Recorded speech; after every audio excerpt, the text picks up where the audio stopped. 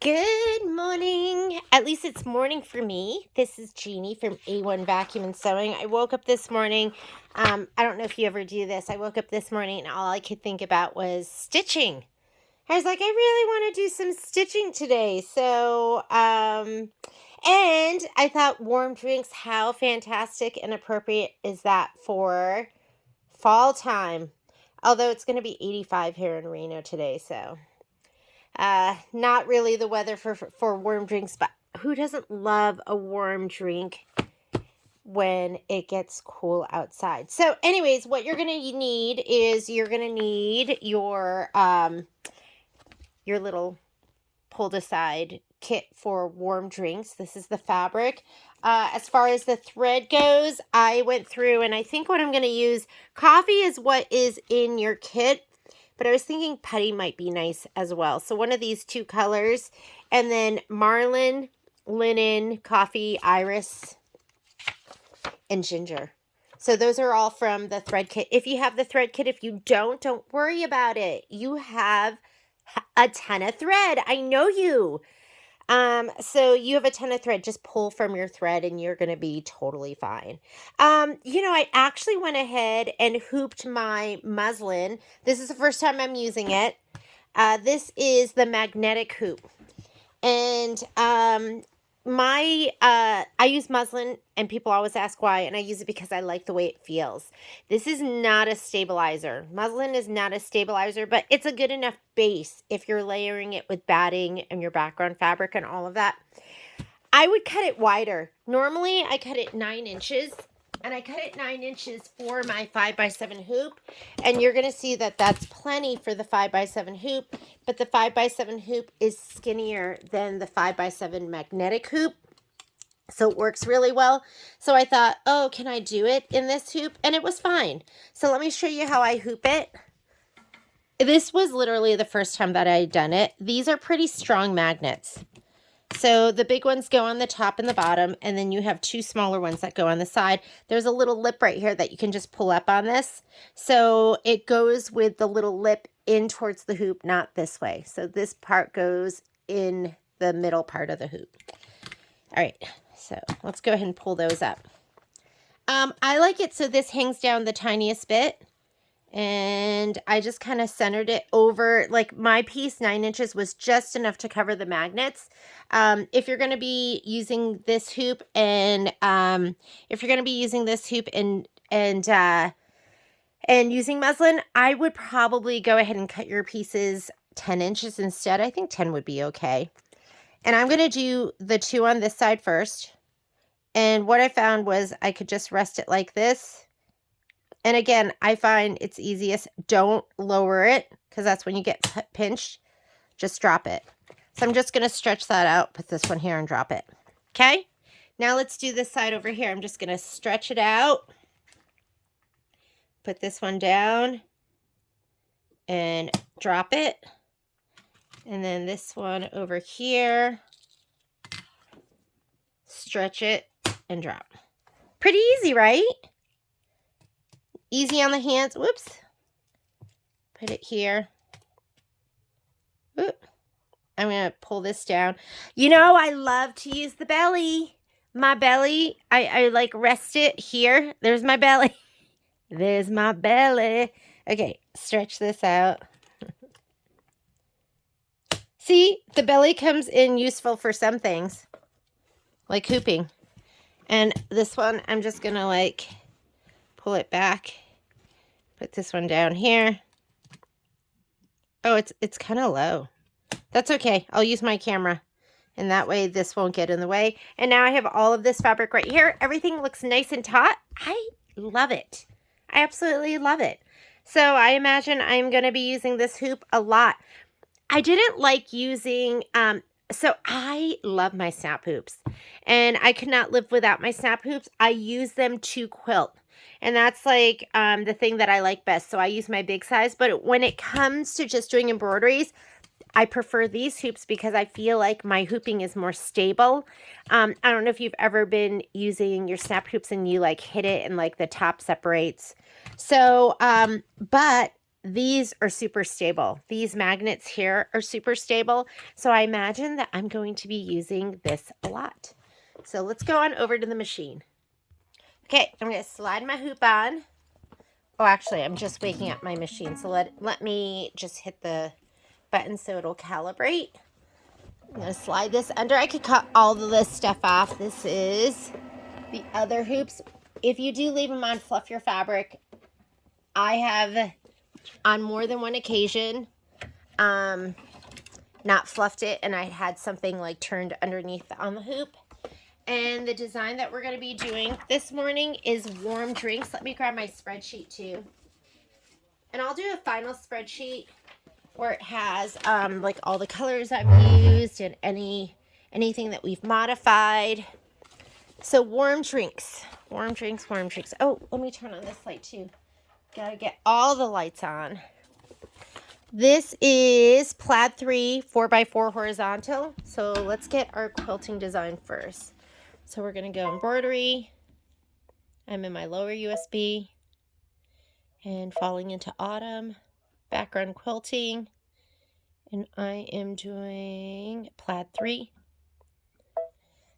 The embroidery files, I'm PES because I am on a luminaire. And we are going to be doing,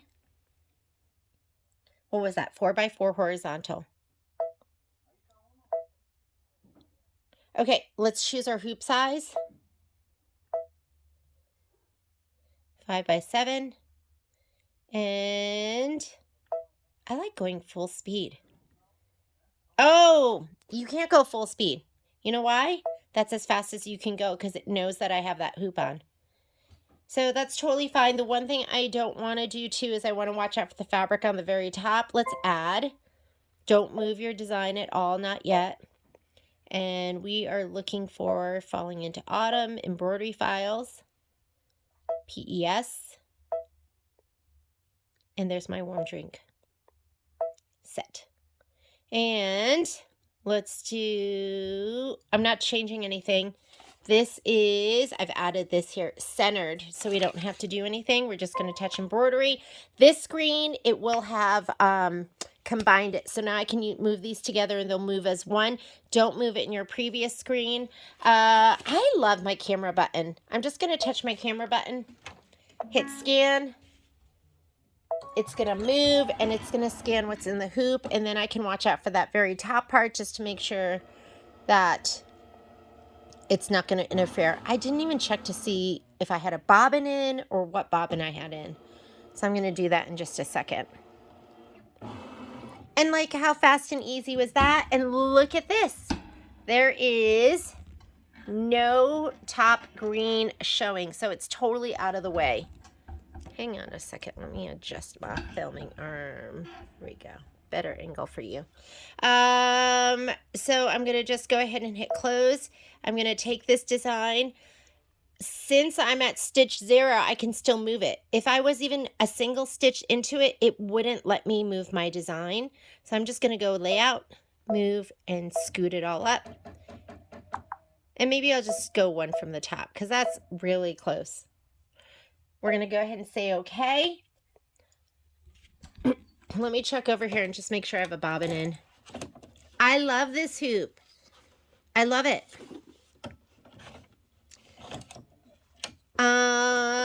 The first color we're going to use. Should I just use coffee? Here's my dilemma.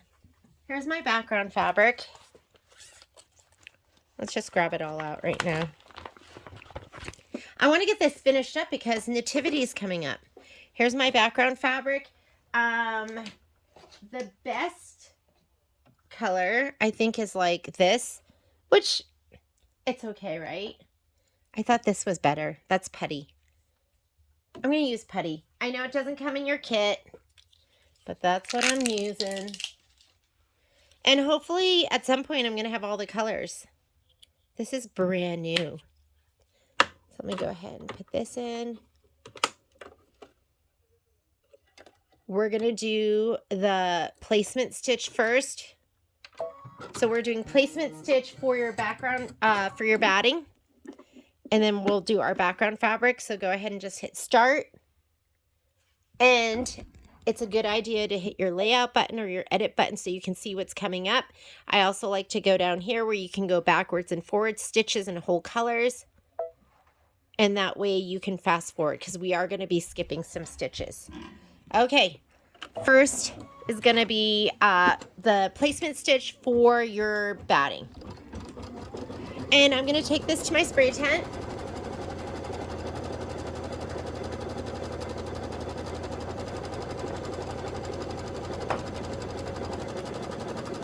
So here's my spray tent. This is the dime spray tent. It's collapsible. It's like a little mini tent. And I'm going to put in there my batting and my background fabric upside down. I'm going to spray the wrong side of my batting, which is the nubbier side. You can kind of feel it. This is the spray I like to use. It's Ganold KK100. I love this. I don't tape. I'm a sprayer. And this keeps it nice and contained when you use your little spray tent. And you don't need a ton. Sometimes you gotta get it. Whoop, that's a lot. Whoop, there we go. All right, we're gonna go ahead and lay down our batting first. Lay it right down in that little square. And guess what? You're gonna lay down your background fabric too. Oh, he doesn't reach right over here. Just center this to your piece. You want about an inch all the way around. I like to feel, there I can feel it. I'm just gonna go ahead and press them down. All right. Now we're gonna do well, let's talk about what we're skipping. The next step is the tack down for the batting. We're skipping that because we cut it to size. This is placement for your background fabric. We're skipping that as well because we already laid it down. That's your tack down. We're going to do that. So go ahead and say, whoops, I didn't need to do that. Let's go back to this. Go ahead and hit your start button. And then we'll do the quilting. Let me see if I'm on my game today. I've had some rough days. Some rough days where the mind doesn't work.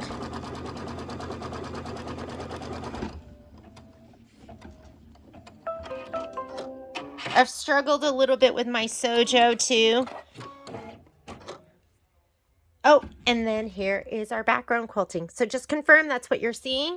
Make sure you have the right color in that you want to use. I'm using putty, which I think is amazing looking on this.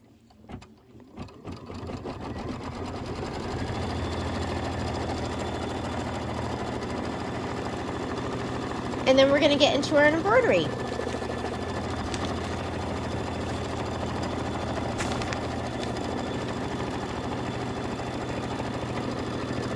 Color doesn't make a difference for the next couple of steps.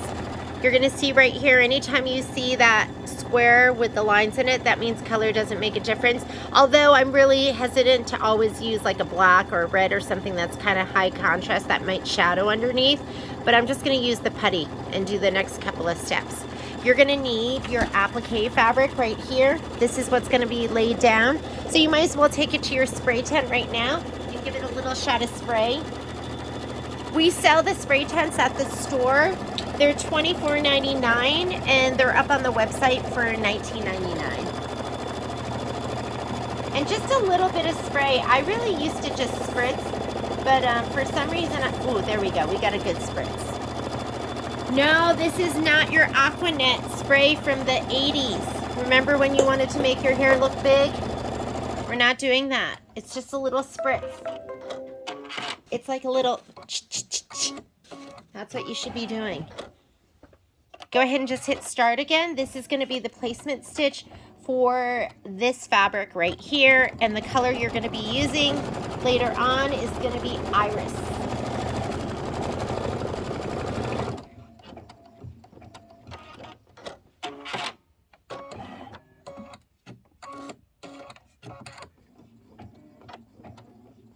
Sometimes I would skip parts like this. I would stop, cut it, because you know that this is going to cover that. I just love skipping steps if I can. Okay, just lay that down. Now you're gonna do the tack down and get a good pair of scissors. So I really like to use, I'm gonna use my, well, you know what I'm gonna use actually this morning is gonna depend on what I can find, because I don't know if I'm organized. Any kind of curved scissors are gonna be best.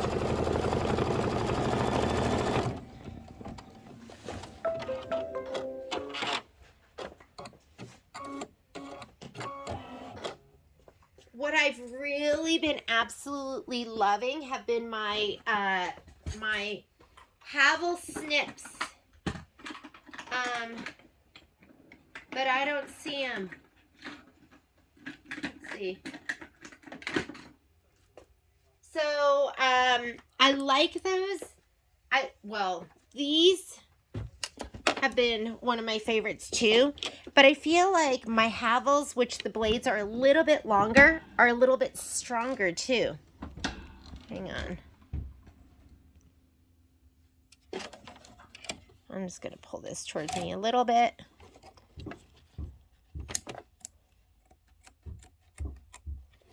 I like snips because they're spring-loaded and you just pinch. So they're really easy on the hand. If I need a little more strength, then I go to my double curved. And if I need a lot of, so here's my double curve. These are my femoris and I love these. So that curve, the first curve is going to get you over the edge of your hoop. The second curve is going to turn it away. Well, that curve allows you to get really close to the stitches. Hang on a second. Let me just move this out of the way.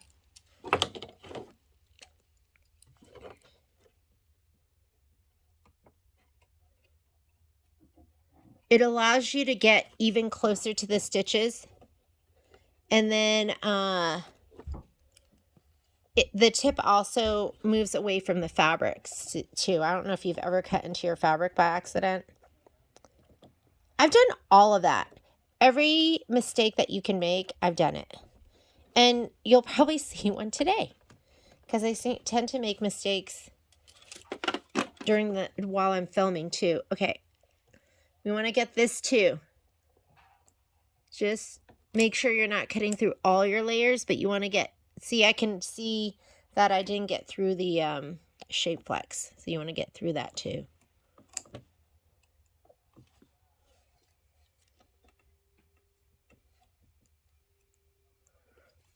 The difference between these and my Havels are my Havel will, they're just the tiniest bit stronger. Hang on, I'm going to find them. Sad, I couldn't find them. So anyhow, at least I found these because I'm going to need these. Let's go ahead and just get in here. Part of it would probably help if I slid this off. That way I could have a better angle.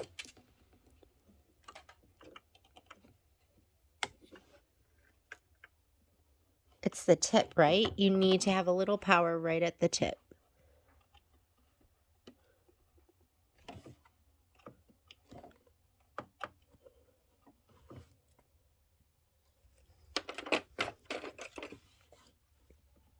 That means today when I go to the store, if I can remember, I'm going to grab another pair because I'm not opposed to, I mean, I probably have 3 or 4 pairs of the titanium ones here. But ask me how many I can find.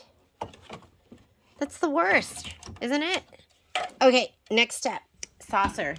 Placement line. Just go ahead and hit start. I'm going to look on the floor right now. Spray your piece if you haven't sprayed it already. Mine's already sprayed.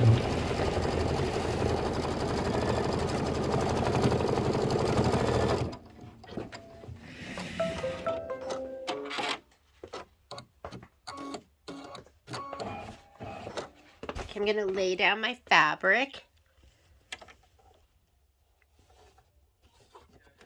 Oh, and this is directional. So I'm just going to make sure that my fabric isn't like, you know, skewed too much. Let's try and keep it looking good.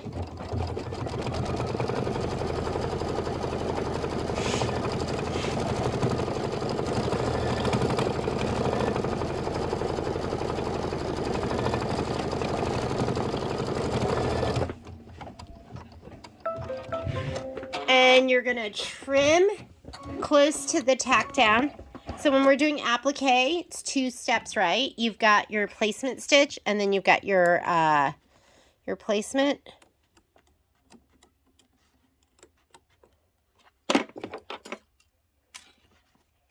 And then your tack down.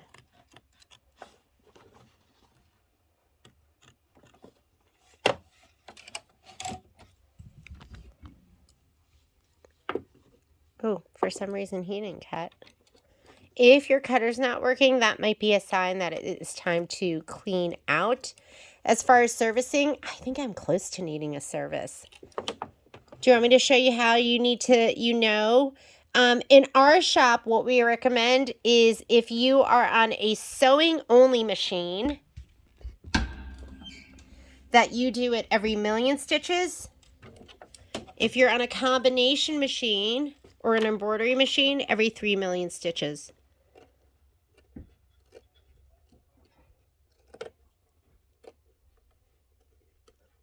I'm embarrassed to look. I'm like one of those people that always goes over. Okay, this is how you check. You're going to go to your settings button. And I'm going to go to the next. Oh, I think I'm on my previous page right here. Oh, look. Time for service. I have a total of, my total count's almost 8,000,000 stitches, and my service count, I'm at 3,000,000. You know why I'm at 8,000,000? Because 3 plus 5. I shouldn't even tell you this. I was way over. I think I was like in the middle of like cup of chair, and I just couldn't give up my machine, which is crazy, right? Because all I have to do is take my machine to the shop. I bump the queue. I do. I don't wait. Those are the perks of owning a shop, right? Next step. Now we're going to do the satin stitch for the saucer. Stitch the saucer satin outline. Step number 5. I'm going to be using Marlin. I love Marlin. So I kept watching my stitch count get higher and higher. This is the difference between you and me. If I break my machine, then I just make Patrick fix it for me. If you break your machine, you have to come and have us service it, or your dealer. And I think one of the issues that we were seeing when people weren't servicing their machine is if you only embroider on it when you go to sew, we were noticing one of the cams was flipping. And so it was sewing backwards only. And once we started doing that threshold of every 3,000,000 stitches, it stopped.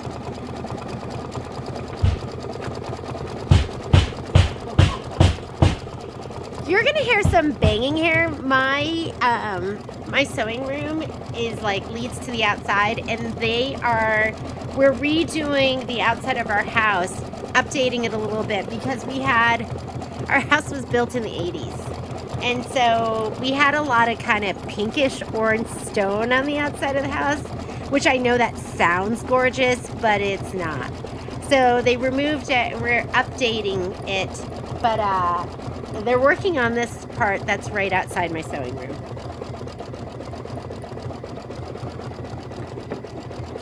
Okay, next color after this is the saucer detail. I'm going to be using linen. Here it is.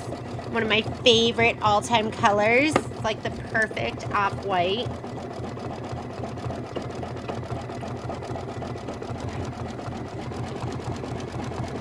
And I'm hoping that Patrick says we have to leave the store right at 5. He wants me to rest. And I'm hoping that I have my sojo tonight because I want to do my acorns. I really want to stitch on Monday. And I'm hoping that we could do the borders for this.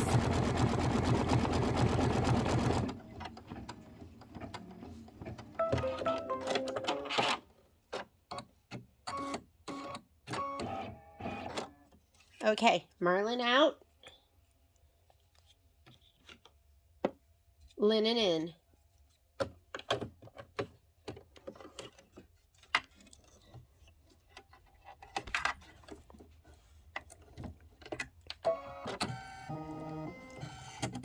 And now it's going to do a pretty little stitch right inside of that satin stitch.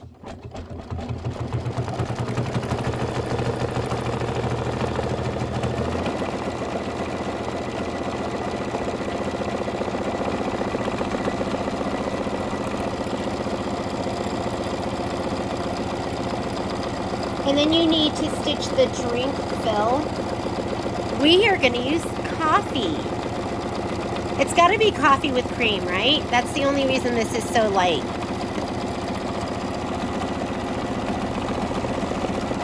I've been trying not to drink too much coffee while I go through my treatments because I think it dehydrates you. But just sometimes I just really want a little cup of coffee, and I don't even know. It's just, for me, it's like if I don't have the coffee, it's fine. I don't think I've had coffee for maybe like 3 or 4 days. Maybe even longer than that. But I just like that routine. The routine of laying in bed while my barista makes me a wonderful cup of coffee and then brings it to me. Because Patrick's my barista.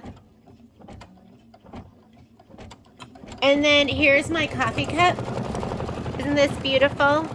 A cup of gratitude. And then on the inside it says, I am grateful for. And I've been trying to be mindful and think about all the things I'm grateful for every day. Because there's so many things. What did I say? My girlfriend and I have been sending notes back to each other each day about what we're grateful for. And yesterday,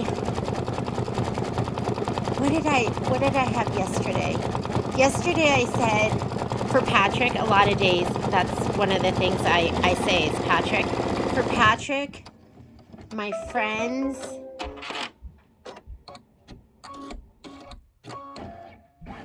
and then it was something really stupid like fried chicken or something. A lot of times it's food, like in different types of food is what I'll put on there. All right. Let me go ahead and now you're going to put in your iris, and we're going to be doing the outline of the cup. Don't forget to hit your thread button. That's what I always forget to do. And just hit start. And are we almost done with this?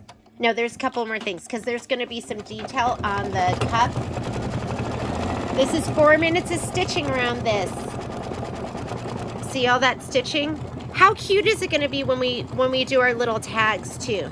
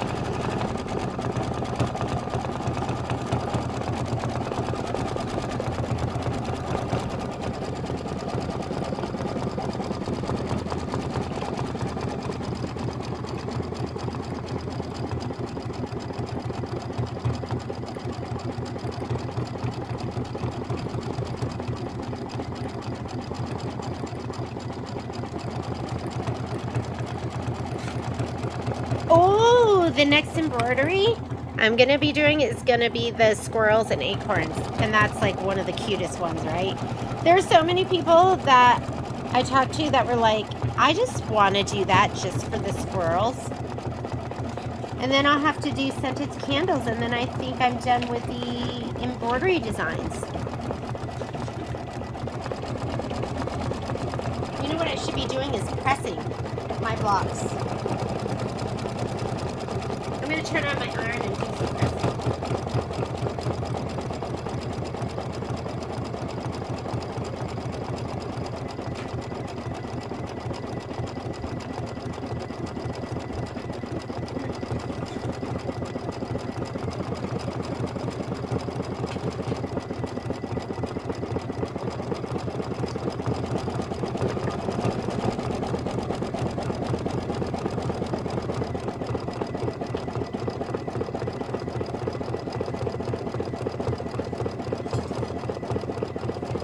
cutting the ones off the top right now. We cut those.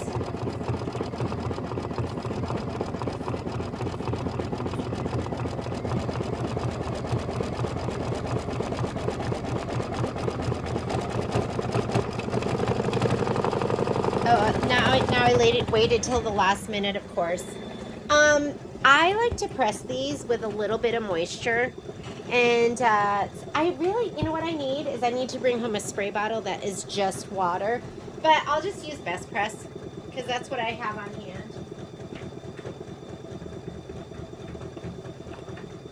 So I'll give it a little shot of spray from the back, and I'll cut these apart too.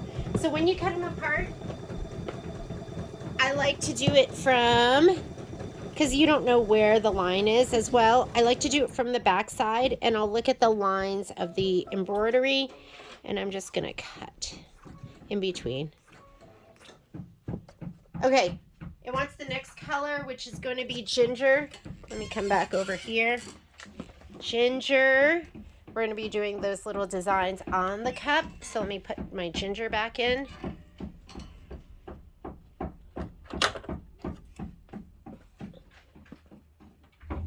Hope that tapping outside isn't too distracting for you. Oh, right there. Patrick's in here looking for his other shoe. That we can never find our shoes in this house because Poppy likes to steal them. She steals them, and then she's so cute. She hasn't been really, well, she did chew up his Crocs. But normally she just like puts her face in your in your shoe, and it's so cute. I can't even yell at her because she's so cute.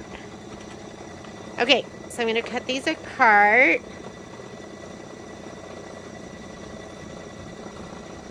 And I'm careful to cut just the muslin, not the fabric underneath. Look at this one is really, oh, this one is so close. I'm just going to leave these, and I'll cut them apart when I fussy cut them. From the back. Look at your fabric in the front. This one is, it's not really that directional. Look at, I'm pressing on two mats right now because I have my 17 by 17 and my 17 by 24. What you don't want to do is just press on a mat, on your cutting mat, especially if there's moisture, because you're going to warp that mat. How do I know? You know how I know. I'm going to go one direction, and then I'll go the other direction. And you just want this to lay nice and flat. And then you're going to trim them, okay? Let me put that one to the side. We need to come back over here. And we are going to put in, I'm using linen next. And that's going to do the detail, the pretty little detail next to the flowers on your little mug of gratitude. I'm grateful. One day, the thing that I wrote I was grateful for was Amazon, DoorDash, and Netflix. Am I shallow? It's not always like that, but sometimes it is.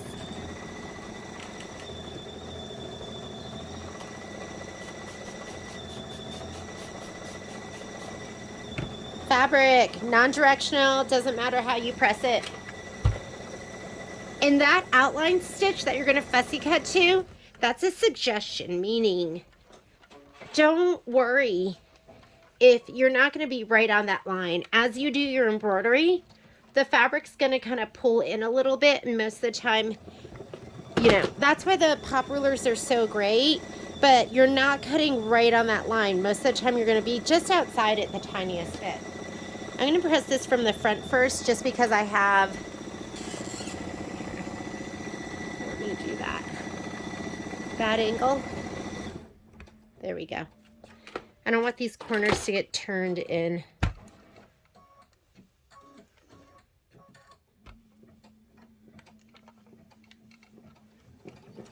But I do like to press it from the back too.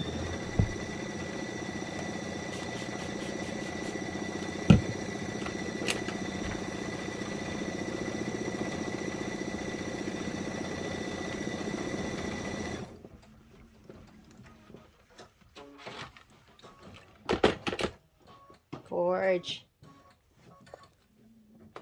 What else do we have? And I don't know if I'm coming in or going. These, yeah, no, those haven't been pressed.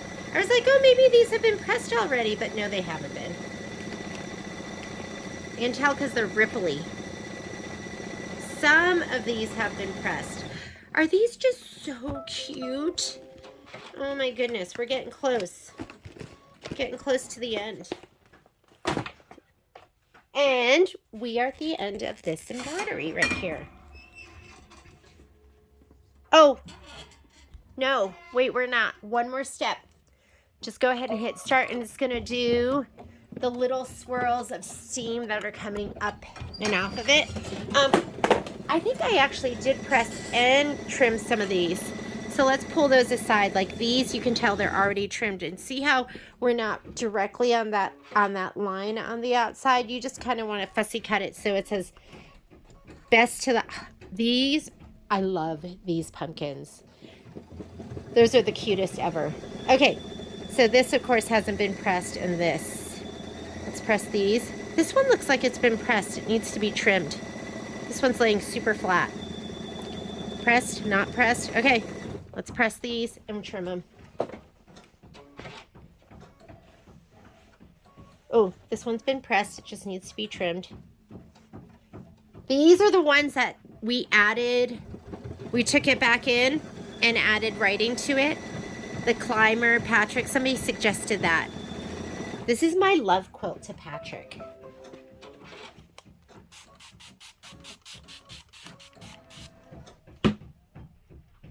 This one we can just go ahead and, I like to go one direction and then the other direction.